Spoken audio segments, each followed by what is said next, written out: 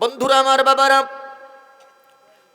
রাসূলুল্লাহ সাল্লাল্লাহু আলাইহি ওয়াসাল্লাম বলেছেন, জলিলুল কদর সাহাবী হযরত আবু হুরায়রা রাদিয়াল্লাহু তাআলা আনহু বর্ণনা করেন, দুনিয়ার মানুষেরা রে শুনে নাও, সূরাতুল মুলক এমন একটা সূরা, যদি কোনো মানুষ প্রতিদিন নিয়মিত তেলাওয়াত করে, এই সূরা কবরের মধ্যে বান্দার জন্য আযাব আসতে গেলে আযাবের জন্য বাধা দানকারী হয়ে যাবে। জোরে কোন সুবহানাল্লাহ, আরো জোরে বলেন আল্লাহু আকবার। এরে দুনিয়ার মুসলমান, যেই সূরা কবরের মধ্যে আমার সাথী হয়ে যাবে, যেই সূরা কবরের মধ্যে আমার জন্য বাধা দানকারী হয়ে যাবে, যাতে করে আমার দিকে কবরের আযাব আসতে না পারে, এমন একটা সূরা আমরা পৃথিবীর জমিনের মধ্যে তেলাওয়াত করতে চাই কি চাই না? মাত্র আয়াত হলো 30টা।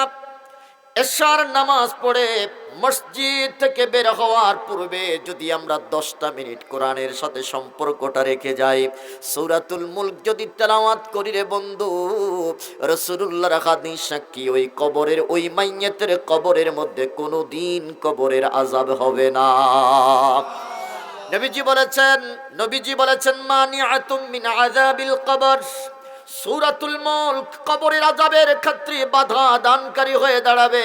এরে মুসলমান, 10টা মিনিট যদি কোরআনের সাথে আমরা সম্পর্কটা রাখতে পারি, আমার আল্লাহ রাসূল সাল্লাল্লাহু আলাইহি ওয়াসাল্লাম বলেছেন, সূরাতুল মুলক পাগলের ওই ব্যক্তির কবরে সূরাতুল মুলক তেলাওয়াতকারীর জন্য, ওই কবরের মধ্যে তার জন্য কোনোদিন আযাব আসবে না। শুধু তাই নয়, হযরতে আব্দুল্লাহ ইবনে আব্বাস রাদিয়াল্লাহু তাআলা আনহু বর্ণনা করেন, দুনিয়ার মানুষ, রাসূলুল্লাহর দরবারে একদিন আমরা উপস্থিত ছিলাম। গভীর মনোযোগ দেন, রাসূলুল্লাহর দরবারে একদিন আমরা উপস্থিত ছিলাম। আল্লাহর নবীর একজন সাহাবী মলিন চেহারা নিয়ে রাসূলুল্লাহর দরবারে এসে হাজির হলো। ডাক দিয়া বললেন, ইয়া রাসূলুল্লাহ, নবী গো, গত রাত সারা রাত আমি ঘুমাইতে পারি নাই। নবীজি বললেন, কেন? বলে যে, ইয়া রাসূলুল্লাহ, আমি যাত্রা পথে যেখানে আমার সন্ধ্যা হয়ে গেল, সূর্য অস্তমিত হয়ে গেল গো নবী, ওই জায়গার মধ্যে আমি তাঁবু গাড়লাম। এরে যাত্রাপুরের মুসলমান, গভীর মনোযোগ দেন। নবীজির সাহাবী ডাক দিয়া বলতেছে, নবী, আমি আমার তাঁবুটা গাড়লাম, রাত্রি যখন হয়ে গেল, সন্ধ্যা যখন ঘনীভূত হয়ে গেল, তাঁবুর ভিতরে আমি মাগরিবের নামাজ আদায় করলাম, এশার নামাজ আদায় করলাম। এশার নামাজ আদায় করে আমি যখন ঘুমাইতে গেলাম গো নবী, ঘুমাইতে যাওয়ার পরে আমি যখন জমিনের উপরে মাথাটা রাখলাম, আমি দেখতে পেলাম জমিনের নিচ থেকে কোরআন তেলাওয়াতের সুর আসতেছে। আরো আস্তে কন্যা সুবহানাল্লাহ। মাটির ভিতর থেকে কোরআনের আওয়াজ আসতেছে। সাহাবী ডাক দিয়া বলে, নবী, আমার মনের ভিতরে প্রশ্ন, মাটির ভিতরে কিভাবে কোরআন তেলাওয়াত হতে পারে? মাটির ভিতরে কিভাবে কোরআনের আওয়াজ আসতে পারে? নবী, আমি প্রথমত এই আওয়াজটা শোনার পরে একটু অবাক হয়ে গেলাম। দ্বিতীয়ত, আমি যখন কোরআনের সুর শুনতেছি, আমি যত শুনি আমার কাছে তত ভালো লাগে। বলেন, কোরআনের আওয়াজ শুনলে পরে ইমানদারের ইমান বাড়ে না কমে? আরো জোরে বলেন, কোরআনের সুর শুনলে পরে আমাদের কাছে ভালো লাগে না খারাপ লাগে? পৃথিবীর জমিনে যারা কোরআনের দুশমন, যারা আল্লাহর দুশমন, নবীর দুশমন, যারা মুনাফিক, যারা নাস্তিক, তারা কোরআনের সুর শুনলে পরে তাদের শরীরের মধ্যে চুলকানি আরম্ভ হয়। ওরে কথা কয় না? আরো জোরে বলেন ঠিক কিনা? কোরআনের কথা শুনলেই পরে তাদের শরীরে অ্যালার্জি শুরু হয়ে যায়। কোরআনের আলোচনা শুনলেই পরে 144 দ্বারা জারি করে কোরআনের তাফসিরুল কোরআন মাহফিল গুলো বন্ধ করে। ওরে কথা কোন ঠিক কিনা? আরো জোরে বলেন ঠিক কিনা? এরকম নাফরমান পৃথিবীতে আছে না নাই? অথচ আল্লাহ বলতেছেন, ইযা তুলিয়াত আলাইহিম আয়াতুহু যাদাতহুম ঈমানা। জোরে জোরে বলেন আল্লাহু আকবার। আমার আল্লাহ ডাক দিয়া বলতেছে, বান্দা, তোর ভিতরে যদি ঈমান থাকে রে বান্দা, কোরআন শোনার পরে তোর ঈমান তাজা হতে থাকবে, ঈমান বাড়তে থাকবে। আল্লাহু আকবার বলেন। বেঈমানের কাছে কোরআন ভালো লাগে না, বেঈমানের কাছে কোরআনের সুর ভালো লাগে না, বেঈমানের কাছে কোরআনের তাফসীর শুনলে পরে ভালো লাগে না। কথা কোন ঠিক কিনা? আমি জানতে চাই এই জমিনটা কার? আওয়াজ করে বলেন জমিন কার? এই জমিনে হুকুম চলবে কার? দুনিয়ার কোন রক্ত চক্ষুকে ভয় করা যাবে না, দুনিয়ার কোন পাতি নেতার সামনে মাথা নত করা যাবে না। মুসলমান, জীবন যাবে তো ঈমান যাবে না। কথা বলেন ঠিক কিনা? জীবন যাবে, আমাদের কোনোদিন ঈমান যাবে না। আমরা কোরআনের কথা বলবো, কোরআনের পক্ষে লড়বো, আল্লাহর জমিনে কোরআনের দিন কায়েম করব। কথা কোন ঠিক কিনা? রাজি আছেন? রাজি আছেন? দুই হাত তুলে আল্লাহকে দেখান।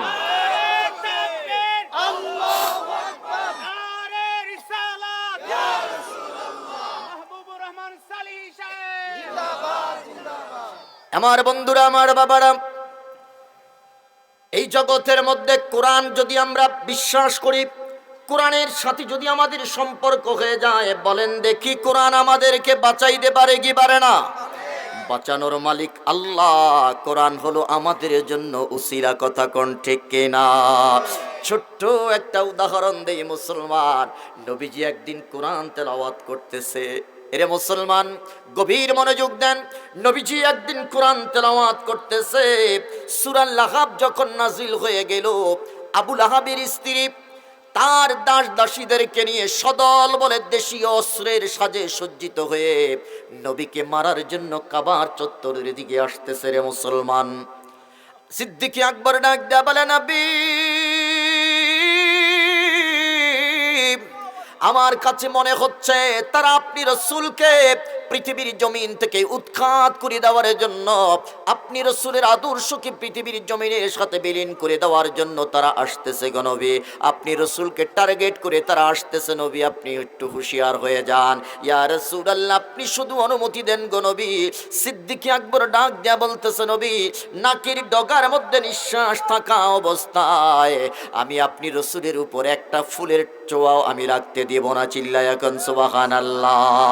নবী আমার ডাক দেয়া বলে, আবু বকর, টেনশন করো না, আমরা দুইজন নয়, সাথে আছেন কে? আরো জোরে বলেন কে?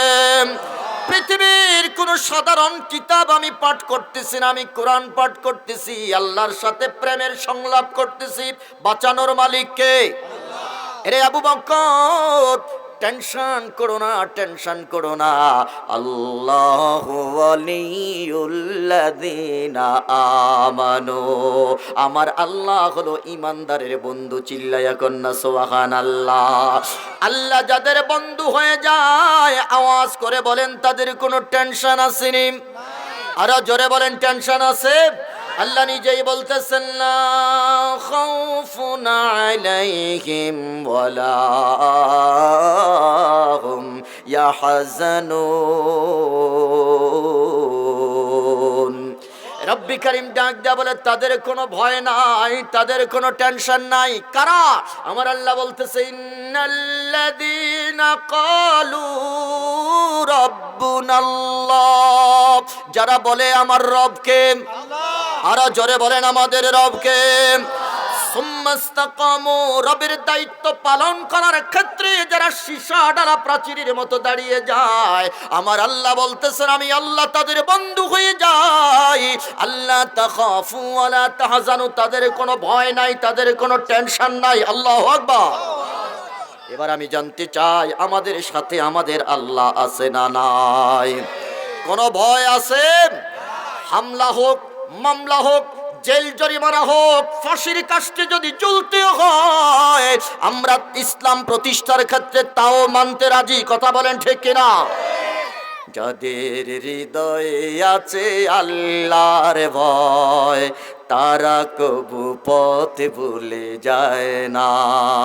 বলেন, যাদের হৃদয়ে আছে আল্লাহর ভয়, তারা কবু পথ ভুলে যায় না। আল্লাহর প্রেম ছাড়া এ দুনিয়ায় কারো কাছে কোনো কিছু চায় না।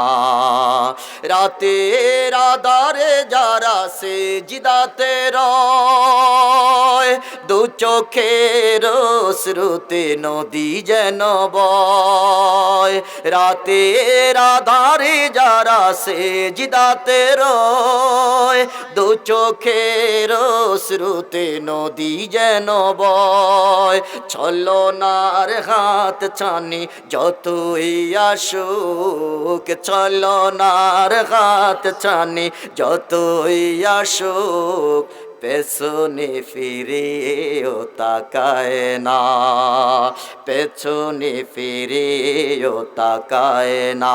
বলেন, যাদের হৃদয়ে আছে আল্লাহর ভয়, তারা কবু পথ ভুলে যায় না। আল্লাহর প্রেম ছাড়া এই দুনিয়ায় কারো কাছে কোনো কিছু চায় না। কথা কোন ঠিক না? এরে দুনিয়ার মুসলমান, যা কিছু চাওয়ার দরকার চাইবো কার কাছে? আল্লাহর প্রেম ছাড়া পৃথিবীতে আর কিছু আমাদের চাহিদা নাই। চিল্লায়া বলেন ঠিক না? সিদ্দিক আকবর ডাক দেয়া বলে, নবী,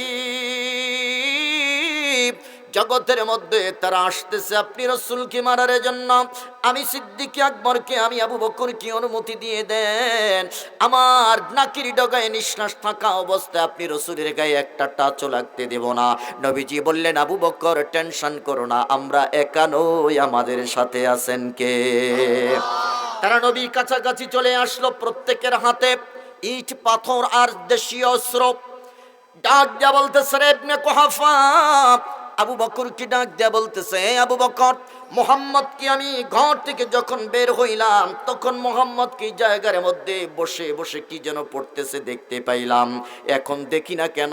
মুহাম্মদের কথা শোনা যায়, মুহাম্মদরে কেন দেখা যায় না? আরো আস্তে কন্যা সুবহানাল্লাহ, চিল্লায়া বলেন আল্লাহু আকবার। নবীজি তো কোরআন পড়ে না, নবীজি প্রেম করতেছে কার সাথে? আরো জোরে বলেন, কার সাথে? আবু বকর কয়, আমি নবীকে দেখতেছি, তারা দেখে না। সুবহানাল্লাহ কোন?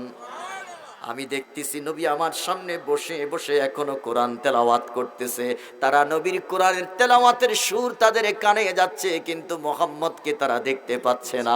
চিৎকার করে কন্যা আল্লাহু আকবার। সিদ্দিক আকবর ডাক দিয়া বলে, রে আবু লাহাবের স্ত্রী মুহাম্মদুর রাসূলুল্লাহ এখানে বসে আছে। কয় না, এখানে নাই। মুহাম্মদ পলায়ন করেছে। কয় না, না, মুসলমান কোনোদিন পলায়ন করতে পারে না। ওরে কথা কয় না? যারা ইসলামের দুশমন, কোরআনের দুশমন, তারা পলায়ন করে। জোরে বলেন ঠিক কিনা? মুসলমান কোনোদিন পালাইতে পারে? মুসলমান মরলে শহীদ, বাঁচলে গাজী, এই ইয়াকিন নিয়ে জিহাদের ময়দানে লড়ে। কথা বলেন ঠিক কিনা? মুসলমান কোনোদিন ঈমানওয়ালা, কোনোদিন মুমিন, কোনোদিন পালাইতে পারে না। বলে যে মুহাম্মদ কোথায়? সিদ্দিক আকবর বলে, মুহাম্মদ এখানে বসা, ওই যে কোরআন পড়তেছে। আওয়াজ করে বলেন সুবহানাল্লাহ। নবীজিকে তারা দেখতে পেল না, তারা চলে গেল। সিদ্দিক আকবর এবার নবীর সামনে নামাজের সূরাতে বসে গেলেন। ডাক দিয়া বলতেছেন, ইয়া রাসূলুল্লাহ, নবী জবাব চাই, আমি আবু বকর আপনি রাসূলকে দেখতে পাইলাম, তারা কেন দেখলো না? আমার আল্লাহ ডাক দিয়া বলে, জিবরাইল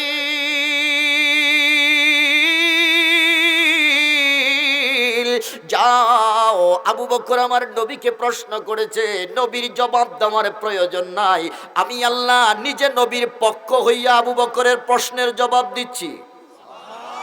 আরো জোরে বলেন আল্লাহু আকবার।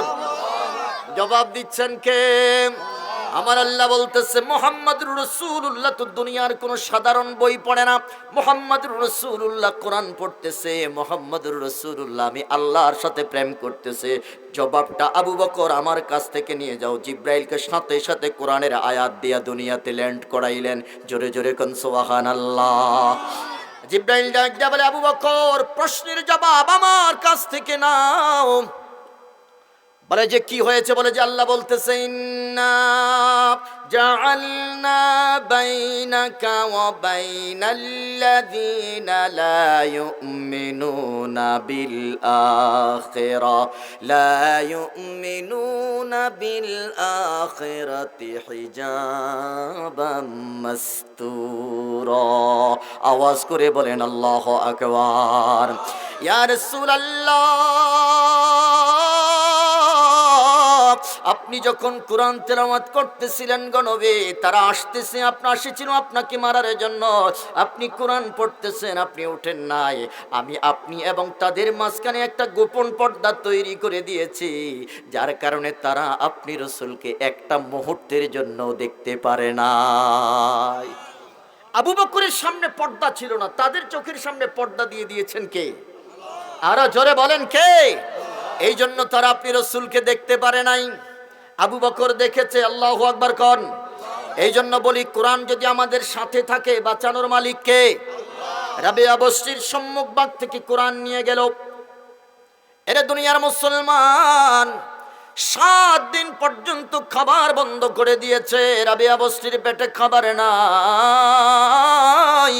যেই মানুষটা প্রতিদিন প্রতি রাত কোরআন তেলাওয়াত না করলে পরে তার কোনো ভালো লাগে না, কোরআন পড়াটা তার নেশা ছিল, কোরআন না পড়লে পরে চোখে ঘুম আসতো না, ওই মানুষটা 1 সপ্তাহ হয়ে গেল কোরআন পড়তে পারে না। মালিক পক্ষ তার খাবার বন্ধ করে দিয়েছে। যে বাতিটা জ্বালাইয়া কোরআন তেলাওয়াত করতো, এই কোরআন বাতিটা পর্যন্ত নিয়ে গেছে। আল্লাহর কাছে চোখের পানি ছেড়ে ডাক দেয়া বলতেছে, আল্লাহ, আমি খাবার চাই না, আমাকে শক্তি দাও, তোমার কুদরতি আলো জ্বালাইয়া দাও, আমি যেন বিনা তেলে বিনা বাতিতে কোরআন পড়তে পারি। সুবহানাল্লাহ খান। আর জোরে বলেন আল্লাহু আকবার। বলেন, রাবিয়া বস্ত্রী চাইছে কার কাছে? রাবিয়া বস্ত্রী গুলামি করে আল্লাহর সারাদিন পরিশ্রম করে, হাড় ভাঙা পরিশ্রম করে, আর আল্লাহর দরবারে রাত্রিটা তিনি আল্লাহর জন্য কুরবান করে দিতেন। সারা রাত তাহাজ্জুদের নামাজ আর কোরআন তেলাওয়াত করে করে কাটাইতো। আওয়াজ করে কন্যা সুবহানাল্লাহ। আমার আল্লাহ ডাক দেয়া বলে, রাবিয়া টেনশন করো না, যারা আমাকে রব হিসাবে স্বীকৃতি দেয়, আমি আল্লাহর দায়িত্ব পালন করার ক্ষেত্রে যারা অটল অবিচল থাকে, তাদের কোনো ভয় নাই, তাদের কোনো টেনশন নাই। সুবহানাল্লাহ কোন। আরো জোরে জোরে কন্যা সুবহানাল্লাহ। এর রাবিয়া, দুনিয়ার খাবারের দরজা তোমার জন্য বন্ধ হয়ে গেছে, আমি আল্লাহর জান্নাতি খাবারের দরজা তোমার জন্য খুলে দিলাম। আরে আস্তে কন্যা সুবহানাল্লাহ। রাবিয়া,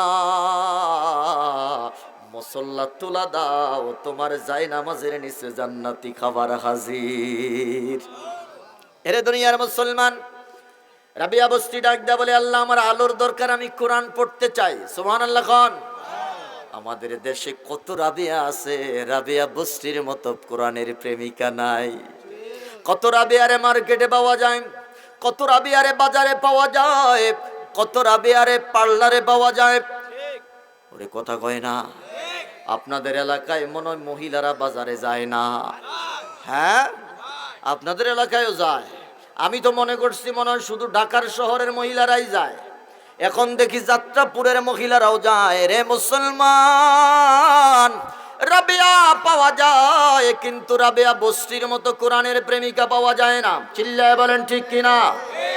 এজন্য শায়ের বলেছে, কোরআনের তেলাওয়াত আছে আগের মতোই,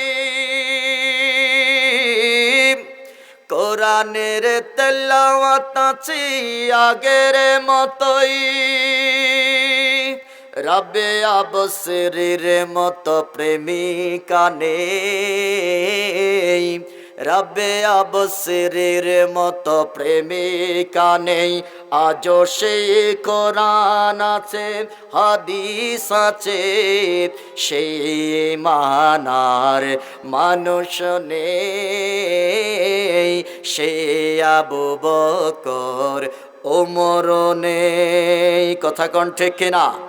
আজানের রসম আছে আগের মতোই,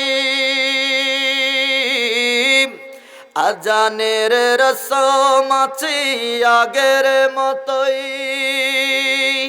বেলালের সেই রুহ নেই, বেলালের সেই রুহ নেই, আজও সেই কোরআন আছে হাদিস আছে, সে মানার মানুষ নেই, সে আলী হায়দার ওসমান নেই। কথা কোন ঠিক না? রাবিয়া তো কত রাবিয়া আছে মিয়া। রাবিয়া বসরির মতো একটা কোরআনের প্রেমিকা আল্লাহর কাছে বলছে যে আল্লাহ আমি শক্তি দাও, আমাকে শক্তি দাও তুমি, যাতে আমি তোমার গোলামি করতে পারি। সুবহানাল্লাহ কোন। এরে দুনিয়ার মুসলমান, রব্বি কারীম ডাক দেয়া বলে রাবিয়া দুনিয়ার খাবারের দরজা বন্ধ হয়ে গেছে, কোনো টেনশন করব না, আমি আল্লাহ বলে দিয়েছি আল্লাহ তাখাফু ওয়ালা তাহজানু, তোদের কোনো ভয় নাই, তোদের কোনো টেনশন নাই, আমি আল্লাহ জান্নাতি খাবার তোমার জন্য ব্যবস্থা করে দিলাম। চিল্লায়া কোন সুবহানাল্লাহ।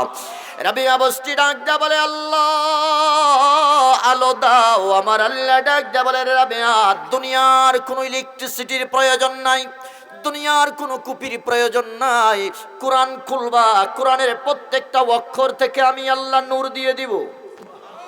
আরো জোরে বলেন আল্লাহু আকবার। এরে দুনিয়ার মুসলমান বলেন আল্লাহ যে আলোটা দিবে ওই আলোটা নিবানোর মতো শক্তি কারো আসেনি? আরো জোরে কোন।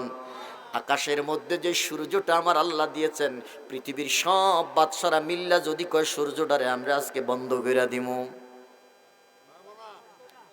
কথা কয় না, কষ্ট হচ্ছে মনে হয় আপনাদের, আমি ছেড়ে দিচ্ছি। হ্যাঁ, আল্লাহ কবুল করুক। জোরে কোন আমিন। আরো জোরে বলেন আমিন। আমার বন্ধুরা, আমার বাবারা, বলতেছিলাম কোরআনের সাথে সম্পর্ক রাখলে পরে বলেন আল্লাহর সাহায্য আছে না নাই? কোরআনের সাথে সম্পর্ক রাখলে পরে আমার আল্লাহ কোরআনের উসিলায় বাঁচিয়ে দেয়। চিল্লায় বলেন ঠিক কিনা? সাহাবীর কথা বলতেছিলাম, অনেক দূরে চলে গেছি বন্ধু। রাবিয়া বসরি হযরতে নবীজির সাহাবী ডাক দেয়া বলে ইয়া রাসূলুল্লাহ, যখনই আমি মাটির মধ্যে মাথা লাগাইলাম তখন দেখতে পাইলাম মাটির ভিতর থেকে কোরআনের আওয়াজ আসতেছে। ইয়া রাসূলুল্লাহ, সারা রাত পর্যন্ত কোরআনের তেলাওয়াত শুনলাম, আমার চোখের মধ্যে কোনো ঘুম নাই গো নবী। নবীজি বললেন এখন কি হয়েছে সেটা বলো। এবার সাহাবী ডাক দেয়া বলে নবী আমি জানতে চাই এটা কোন কারিশমা, এটা কোন আশ্চর্যজনক ঘটনা, মাটির ভিতরে কিভাবে কোরআন বাজতে পারে, মাটির ভিতরে কিভাবে কোরআনের সুর আসতে পারে গো নবী। এবার আমার নবী ডাক দেয়া বললেন সাহাবী আমার মনে হচ্ছে তুমি মনে হয় কবরের উপরে শয়ন করেছো। জোরে কোন আল্লাহু আকবার। আমার মন বলতেছে তুমি কোরআনের উপরে কবরের উপরে শয়ন করেছো। সাহাবী ডাক দেয়া বলে নবী কবরের কোনো চিহ্ন ছিল না, কবরের কোনো আলামত ছিল না গো নবী। সমতল ভূমির উপরে আমি বিছানা করেছি, আমি আমার মাদুরটা বিছাইয়া আমি শুইতে গেলাম। আমার নবী ডাক দেয়া বললেন রে সাহাবী এটা কবরের উপরে তুমি বিছানা করেছ। এবার সাহাবী ডাক দেয়া বললেন নবী গো কবর যদি হয়েই থাকে কবরের ভিতরে আবার কোরআনের আওয়াজ আসবে কেন? আমার নবী বলতেছে রে সাহাবী আমার মন বলতেছে যেই কবরের উপরে তুমি শায়িত ছিলা, যেই কবরের উপরে তুমি শয়ন করেছো রে সাহাবী, ওই কবরের বাসিন্দাটা দুনিয়ার জিন্দেগিতে সূরাতুল মুলকের পাগল ছিল। জোরে খান আল্লাহু আকবার। নবীজি আবার প্রশ্ন করলেন কোন কোরআনের কোন অংশের তেলাওয়াত শুনছো? কয় হুজুর সূরাতুল মুলক। সুবহানাল্লাহ খান। এবার আমার নবী ডাক দেয়া বললেন সাহাবী কোরআনের পাগল ছিল, সূরাতুল মুলকের পাগল ছিল এই বাসিন্দাটা, এই মাইয়াতটা সূরাতুল মুলকের পাগল ছিল, যার কারণে আল্লাহ তাআলা তার কবরের মধ্যে সূরাতুল মুলকের তেলাওয়াত জারি রাখছেন। আরো জোরে কন্যা সুবহানাল্লাহ। এবার আমি আপনাদের কাছে প্রশ্ন রাখতে চাই, যদি সূরাতুল মুলক কবরের মধ্যে বাজতে থাকে, কোরআন যদি সূরাতুল মুলক কোরআন যদি কবরের মধ্যে তেলাওয়াত হতে থাকে, আমি জানতে চাই ওই কবরের মধ্যে কোনোদিন আযাব হবে না? রাসূলুল্লাহ বলেছে শুধু কবরই না, হাসরের ময়দানে সূরা আল্লাহর সামনে দাঁড়াইয়া যাবে। সুবহানাল্লাহ বলেন।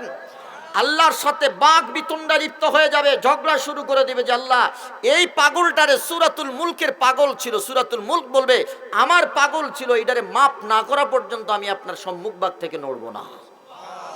জোরে বলেন না আল্লাহু আকবার। জান্নাতে প্রবেশ করিয়ে তারপরে সে বিলীন হয়ে যাবে। বলেন এই সূরা আমাদের দরকার আছে না নাই? এই সূরার প্রথম আয়াতে বলতেছেন আল্লাহ তাবারাকাল্লাযী বিয়াদিহিল মুলকু ওয়া হুয়া আলা কুল্লি শাইইন কাদির। আমার আল্লাহ ডাক দেয়া বলতেছেন মহামান্বিত তিনি, যার হাতে সব রাজত্বের চাবিকাঠি। সুবহানাল্লাহ কোন। এরপরে বলতেছে ওয়া হুয়া আলা কুল্লি শাইইন কাদির, প্রত্যেকটা বিষয়ের উপরে সর্বক্ষমতার মালিক কে? এবার আসেন আমরা হলাম ভাড়াটিয়া, মালিককে আরো জোরে বলেন মালিককে। এখন আমি যদি নিজে মালিক সাজি অথবা আল্লাহর সিদ্ধান্তের উপরে যদি কোনো সিদ্ধান্ত নেই, বাড়িওয়ালা ছাড় দিবেনি? ওরে কথা কয় না, বাড়িওয়ালা তো ছাড় দিবে না, বরং উল্টা পাল্টা করলে ঘাড়ে ধাক্কা দিয়া বঙ্গোপসাগরে নিক্ষেপ করবে। কথা কন। উল্টা পাল্টা করলে ল্যাংড়া মশা নাকির ভিতরে ঢুকাইয়া জুতা পিটান কইরা পৃথিবী থেকে বিদায় দেয়। আরো আস্তে কন। কথা কন না গা, তো ঠিক তো আস্তে কইলেন গা, ভয় আছে। কথা কয় না, কষ্ট হচ্ছে আপনাদের, আমি ছেড়ে দিচ্ছি। তাও কই বলে জি না, তো জি কোনটা চলবে? মাহফিল চলবে কতক্ষণ? হ্যাঁ, সারা রাত। সারা রাত এই কে কে রাজি আছেন? হাত উঠান। নারে তাকবীর, নারে রিসালাত। আল্লাহ কবুল করুক, জোরে কোন আমিন। আমার সময় শেষ। যাই হোক, আপনাদের সারা রাত ওয়াজ শোনার সওয়াব আল্লাহ দিবেন, আমিন কোন। এক নাম্বার কথা হইল শ্রোতা।